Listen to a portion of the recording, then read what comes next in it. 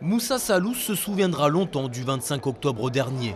Ce jour-là, ce postier se rend à pied dans une banque à côté du ministère irakien de la Justice pour y livrer du courrier. Alors qu'il est sur le chemin du retour, il entend une énorme explosion.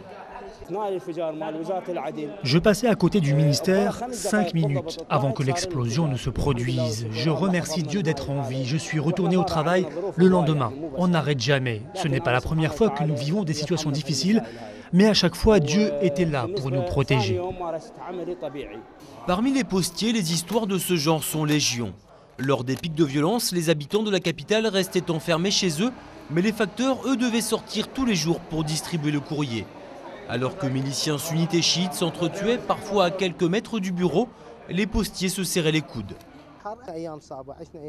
Au bureau, on est comme une famille, vivons sous le même toit. On ne pense jamais aux divisions religieuses. Nous avons vécu des moments très durs, notamment dans la rue Haïfa, lorsque ce quartier était devenu extrêmement dangereux.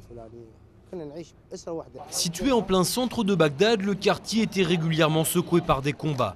Les postiers se souviennent encore des cadavres dans la rue qu'ils signalaient à la police au petit matin. Malgré cela, les employés du bureau de poste de la rue Haïfa mettaient un point d'honneur à poursuivre les tournées coûte que coûte. Je remercie Dieu de ne pas avoir dû arrêter de travailler, même pendant les pires périodes. Notre métier, c'est de l'humanitaire à 100%. Du fait de notre métier, on côtoyait toutes sortes de gens et on nous respectait pour ça. Investis d'une mission de service public, les postiers étaient parfois les seuls à s'aventurer dans certains quartiers et devenaient ainsi le seul lien avec l'extérieur de bon nombre d'habitants cloîtrés chez eux.